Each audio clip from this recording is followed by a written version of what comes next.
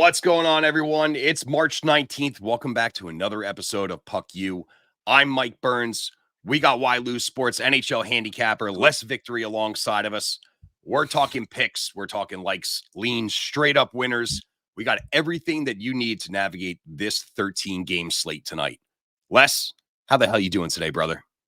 I'm doing about as good as the Washington Capitals are right now. They haven't been in a playoff spot in 77 days. Fucking and now wagon, they're in. dude. They're Wagon. in. Ovi scores 2. Good for him. I really hope he does it, man. Like, that's awesome. Not a lot to talk about yesterday, only a couple games. So I want to talk about today, Burnsy. We got something. What do we got? We got something big going on in this channel. We announced it last night, and it's getting a lot of traction. 2 things. Number 1, cherry picker bet of the week is happening tonight, and it's a parlay. It's a parlay that is better than minus 150 odds. So if you think that we're going to be parlaying 2 minus 600s to call it a cherry picker, fuck that. That's not how we roll here. We're here to make money. Fucking A. On top of that, we have announced last night that we're doing the ladder challenge. $10 to $10,000. 10 days. We got to hit an even money wager every day for 10 days. We roll over the profits each day. After day 10, if we do it, you're going to have $10,000 in your pocket, Burnsy. What would you buy yourself? What would you get yourself with 10 grand right now? Not Devil season tickets, I'll tell you that much. Fuck, that would only cost you probably about $1,500. What would you do with the other $8,500? I'd get the hell down to South Florida, man. Get the hell out of here for a little bit. Warm up. It is cold as shit still. Yeah, tell me about it. You're south compared to where I am. So, no, I hear you. But just one more thing about this ladder challenge is this isn't going to be posted in Telegram. So for everybody watching it, you got to go to my Instagram page, follow me, and the videos are going to be posted around 5 o'clock, 4:30, 5 o'clock every single day on what that bet is. And if we do lose, we lose our whopping $10. It just means you can't have your bagel in the morning. But if we do lose, we're going to start it again. And we're going to do this until we either make it or the season forces us to stop trying. Because I believe in this. I've gone several times in my career winning 10 plus games in a row. They weren't always even money, and that's kind of the tricky part here. But I'm up for the challenge. What do you think? Are you partaking in these shenanigans? I'm rolling right next to you, brother. Abso-fucking-lutely. So we'll see what happens. Every day it's going to be posted on Instagram. You don't have to message me. Like 400 people have to. It's When's coming. The ladder picks coming. It's coming. It's coming, guys. It's coming. I promise. I've been up since 4 a.m. racking my brains on what day 1 looks like, because it starts with 1, Burnsy, and tonight's the 1. Listen, you got to find out who the fuck is playing to start. Right? We had a little bit of NHL news today. Couturier's getting sat between Philadelphia and Toronto, so that's an interesting thing, right? We make these selections at 8 o'clock in the morning. That's a major fucking part right there, right? So there is no rush to perfection. Everything needs its time. You got to see how things shape out. Well, you got to know who's starting. Lineups. Guys get scratched last second like this. Goalies don't know until the afternoon. Goalies don't matter. Yeah. Well, for some they don't, because they can't stop a puck, Jake Allen. But either way, it doesn't matter. Low blow, brother. Low blow. All right, let's get right into it. We got 3 games on our feature tonight. We're going to be starting off with Buffalo in Vancouver. Buffalo's the road dogs at plus 165. Vancouver home favorite minus 200. Over under set here at 6. Listen, brother, we said it on here yesterday that we are getting away from the crazy ex-girlfriend vibes, right? And we're not buying in to these fad teams, right? Like Buffalo, like Washington. Well, I'll tell you, Les, I went right back to her. She asked me to come back, and I got right over there. Buffalo is a fucking wagon. You've heard it here first. Buffalo is powering through the East. They're going to be in the fucking playoffs, and I love where they're at tonight. Whoa, look at you. Your big boy pits, eh? Wow. Yep. Buffalo's it getting down. in. You heard Buffalo's everybody getting in. write it down. March 19th, Burnsy calls it. Buffalo wins the cup. That's what I heard. Buffalo wagon. Yeah. Listen, they're 6-3-1 in their last 10, right? They just knocked off Seattle. UPL is going to win the fucking Vezina. He's going to steal it away from Hellebuck. We did miss out yesterday, offering up the Bo Byram anytime point. But I'll tell you, man, everybody fucking else scored yesterday. Skinner topped it off with a hat trick. Thompson was on the board. Tuck was on the board. This power play has been fucking buzzing, and they didn't even fucking need it last night. You know what? They are scary right now. And if you're being chased in the East by Buffalo right now, you better make sure that you win 70% of your games, because it's possible that Buffalo gets to the dance. I mean, there's still quite a few games left. A lot can happen.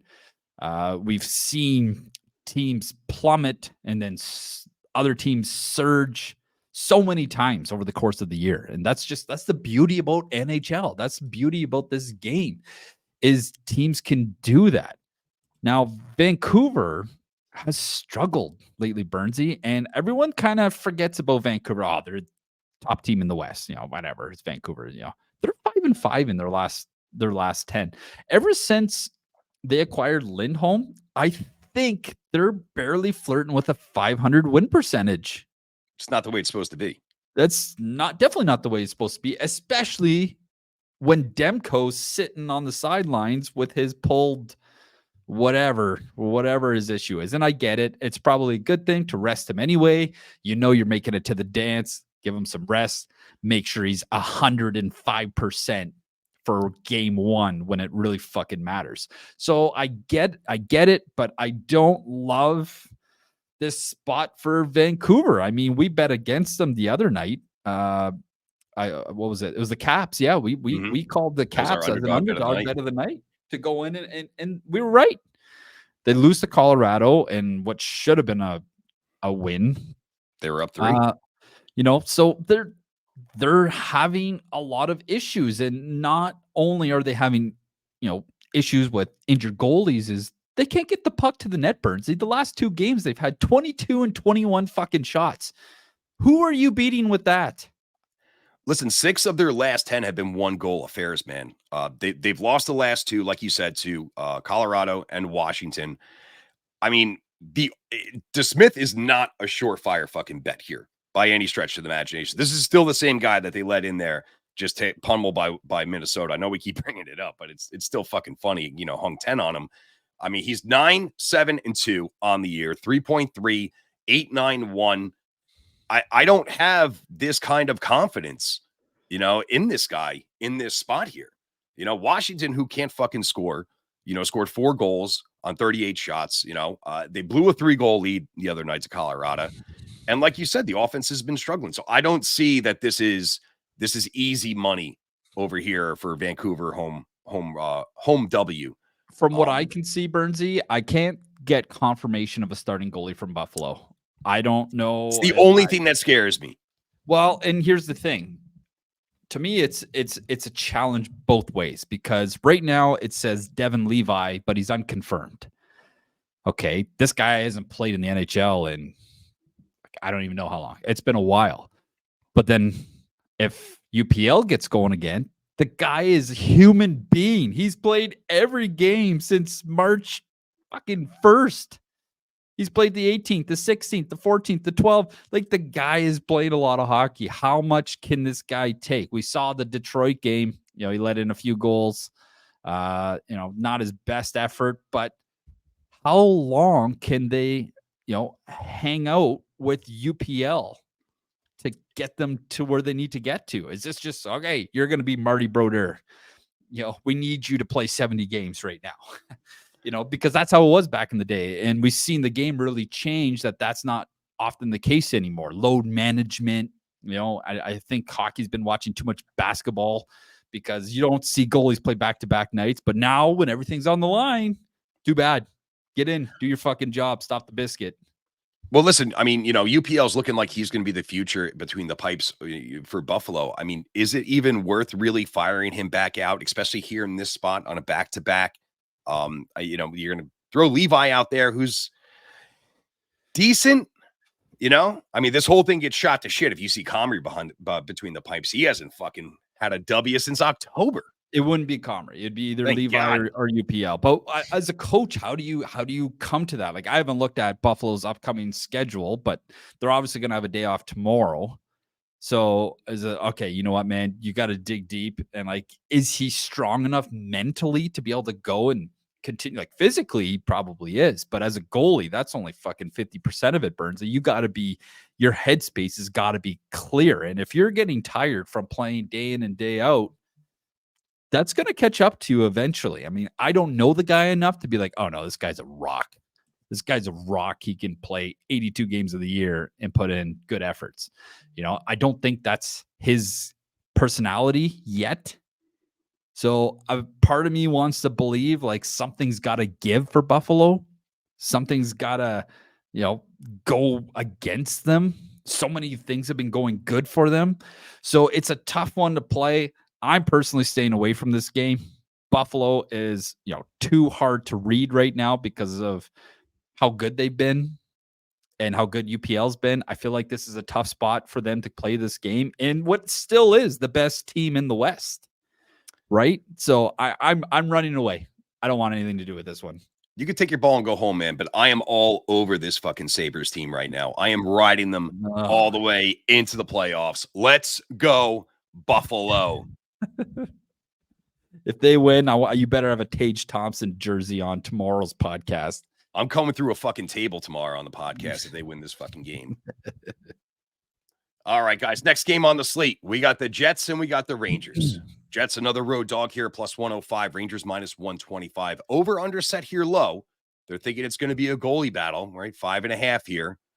The under has come out in 6 of the last 10 matchups between these two teams.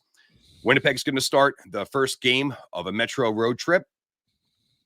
They're 6-4 in their last 10. They have won the last 2, beating up Columbus, beating up Anaheim, posting 6 goals on each of them. Let's start with Winnipeg's offense here, right? They score 3.4 goals per game in the last 10. On the season, they're 3.13, right? So the offense is there. Their power play, you want to talk about a half fucking power play, man, 31.58%. They converted 6 of the last 19 chances. So the O is there, right? These boys can score. Here's my concern. I stroke this guy off all the time, and I do think that he'll wind up stealing the Vezina from UPL. But Hellebuck hasn't been amazing lately. And you actually faded him last week. Yeah, no, we did. I mean, the stats are there, Birds. If you go back and look at his numbers, they're not sparkling by any means. Not lately, anyway. I mean, that we look at, the Vezina is going to be looked at from a season perspective. But right now, he hasn't been amazing. And they've got their hands full tonight. They've struggled to beat teams that are equally as good or just below them. You look at Winnipeg in their last bit, they lost to Nashville. They got shut out by Vancouver. They lost to Seattle, game they shouldn't lose. And Dallas banged them up earlier in the month. So the teams they're beating, they beat Columbus, they beat Anaheim, they did beat Seattle, they beat Seattle again. Buffalo in early March wasn't very good. They beat them. They're beating the teams that they should and not doing a great job against the teams that they need to beat. Okay, there's big difference there. And with the Rangers at home, their record says a lot. They're 24-8. This is like the Colorado Avalanche of the East. And Winnipeg on the road is 20-13. Hellebuck's numbers against Detroit aren't good. He's averaging over 3 goals a game against a game. And I think it was like a 500 win percentage. It's not his favorite place to play. So I'm going on a limb. I'm staying away from the card. I did give out the under bet as a freebie earlier, but I want the Rangers at home to take care of business. I can see Winnipeg getting knocked out in the first round. You heard it here first. That's probably not the first time I've said this. Probably no, it's not. Either way, I can't see Winnipeg going deep in this postseason, and I just don't think they're deep enough. And I think the Rangers are. And Rempe's going to be back tonight. We're going to have that physical presence. I think Winnipeg's a very soft team. So Rempe starts running guys and smacking them around. I think they're going to, be looking over their shoulder all the time. And that's how you win in the National Hockey League. Listen, the last 10, the Rangers are 6-3-1. And not only do they play a heavy physical game out there, but they also score. I mean, in the last 10, averaging 3.4 goals, only giving up 2.3, 25% power play, 84% penalty kill. I mean, granted, they're still missing Trouba. He's not going to be playing tonight. But I mean, you got guys like fucking Panarin having a career year. And it's not just the big boys, right? It's not just Panarin and Zibanejad and Kreider. I mean, there was a lot of talk going into the year of when is Alexis Lafreniere gonna fucking break out, and he has broken out. They waited for it for a couple of years, but they are getting scoring throughout the lineup.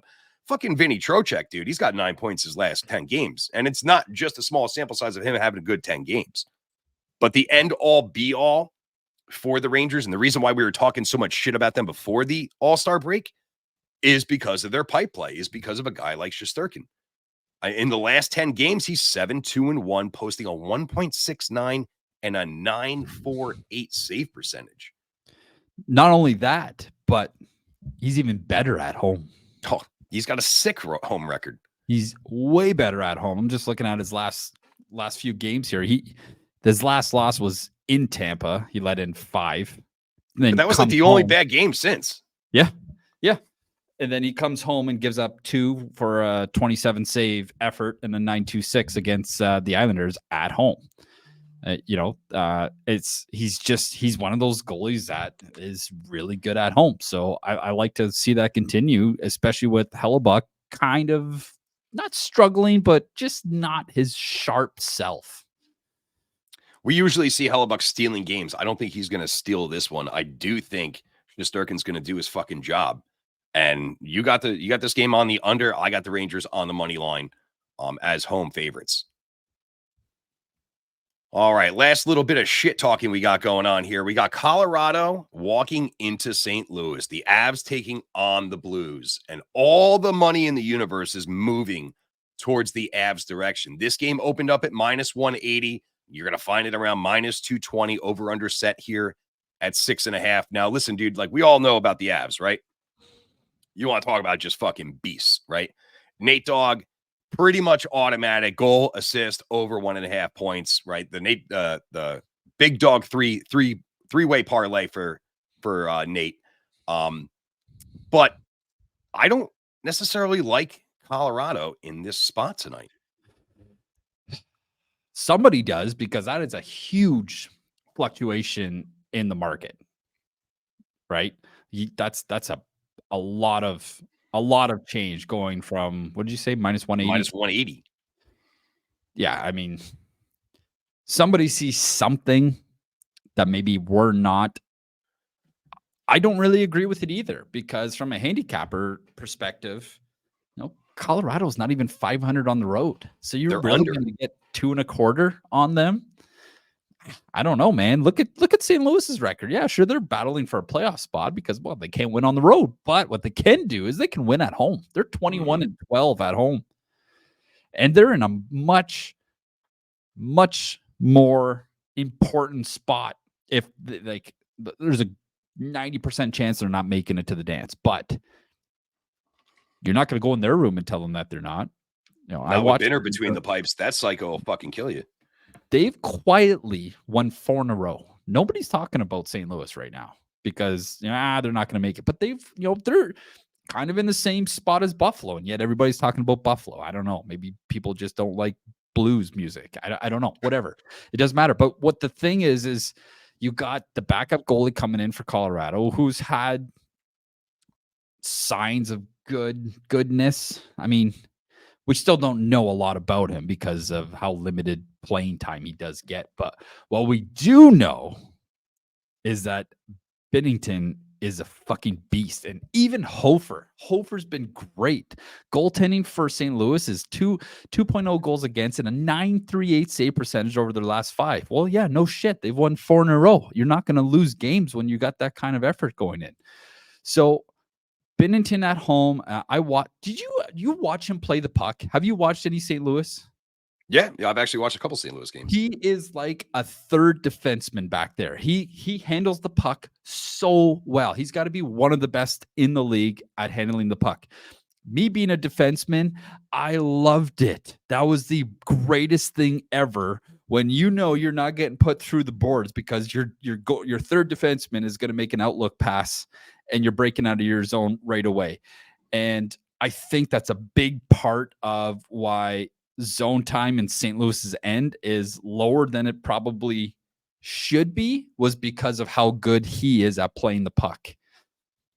With that being said, it's going to be a tough game for Colorado to come in here and take 2 points. As good as they are, I still believe that they lack depth. I feel like they've acquired some new faces. They haven't figured out that chemistry yet. And maybe this is why a lot of people are saying that they are fit for, a bit of a regression, because, every night, all the stat sheets say the same 4 names. Exactly. And they're playing out of their fucking minds. But I understand Nate is a different fucking animal, right? And he's probably, next to McDavid, the greatest hockey player on the universe right now. But how much can he really keep up this pace? I almost feel like this, if you can contain him, now you got a fighting chance. Definitely. And, Colorado has won 6 on the row, and they put up a lot of big numbers. They've scored several goals. So maybe I'm wrong in saying the chemistry isn't there, but it's only been of recent that they've won 3 games on the road in a row now. They haven't done that all year, Burnsy. They've struggled on the road. Now, this is game 4 on the road. Are they really going to be able to string together 4 on the road after being as bad on the road as they have been? I don't know. I feel like St. Louis is in a better spot to win this game than Colorado is. And you know what? I might entertain St. Louis at like +1.5. It's a -145. I feel like it could be a close game. Now, mind you, Colorado's 6-game winning streak, 3 of those were OT winners, Burnsy. Mm-hmm. Like, those are coin flips, right? So that could have went from 6-0 to 3-3 and on one face-off kind of thing, right? So you got to consider that. And 2 of them, obviously, were on the road. But +1.5, it gets you into overtime and you're making money. So -145, +1.5 for St. Louis should be on the card. Get it Not in. terrible. Not terrible, man. Not terrible at all. But listen, what do we always talk about here? At the end of the day, numbers don't lie, right? We don't go about feelings. We go about facts. And let me tell you some facts here, right? St. Louis, they're 6-3-1 in their last 10, 21-11-1 at home, right? We talked about them the other day that they can't fucking put the puck in the net, but they could put it in the net at home. They average 3.21 goals per game at home. At home, Binners, goals against, 2.42 and a 9.28 save percentage. He is 16-6-1 at home. We get that the Avs have this superior offense, but defense is not St. Louis's problem here. They play a well-rounded defensive game with a stellar goalie between the pipes. They allow only 2.3 goals per game over the last 10. Listen, every time that we chirp a fucking team about not being able to score, what do they do to us? They fucking hang 5 on us, right? And I'm not ready to put St. Louis in Buffalo's category as a wagon, but in this spot, I like St. Louis a hell of a lot. I agree. And can you imagine if they actually had a couple guys that could put the puck in the net? They would be a powerhouse with their defensive side of things. It would be scary what this team could do. And they're rebuilding. They've got a lot of changes, a lot of new faces there. It's going to take time, but look out. That's going to be a good team down the road. If Binnington stays there and doesn't get chopped, that could be a dangerous team down the road. It's not this year, but I could see them putting up a good effort against Colorado. At the end of the day, man, we don't need anyone to win the season, right? We just need them to win this game. Yeah. That's all we're looking After at. tomorrow, the guys that I picked tonight, man, I don't give a shit about unless they're on the card for tomorrow night. Fuck, I don't care if you get swept in the first round. As long as I'm betting on you to lose, I don't care. All right, guys, that's it for us over here. Make sure you get over to whylose.com. Take a look at Les's packages. A lot of exciting stuff going on. We got the Cherry Picker Max tonight. We got the Ladder Challenge rolling. Make sure you stay connected on Instagram. Also follow us over on Telegram, YouTube, TikTok, Twitter. Talk to him, Les. What you got? You got it, man. Cherry Picker tonight, guarantee, season free if we lose. And Burnsy will personally give you a massage. But the Ladder Challenge is the most exciting one. Everyone's been buzzing about it. You know, it's only day one. Okay. You know, we got to one day at a time. I'm excited for it. We got the card here. As soon as we're done here, I'm making a video and I'm posting those numbers up. Get in tonight. $99 for the week. If the Cherry Picker bust, you get the season for free and then you make money for the rest of the season anyway. So you think of it as a short-term investment because you're going to get it back. If we do win, great. We're 2-0 in Cherry Pickers. We smashed the one on Saturday. We're going to do it again tonight. We're going to make money. And when you win, I want those cards. Send them on over on Instagram. I love seeing them. I love hearing people's stories. Some people are betting thousands. Some people are betting tens. Like it's just awesome to see everybody's story. So get that over. Follow us on Instagram for that Ladder Challenge. And we're gonna do this. Day one, Burnsy. What do you say? Are we making it or are we busting day one on the ladder? I'm already looking at day two, getting the lineup for tomorrow because tonight is an absolute fucking lock. Man, I'll send you that $20 I owe you as soon as All right, guys. Make sure you keep an eye on us. We'll be back over here tomorrow. Catch Les on Telegram. Y'all take care of yourself. Enjoy the games tonight. Take care.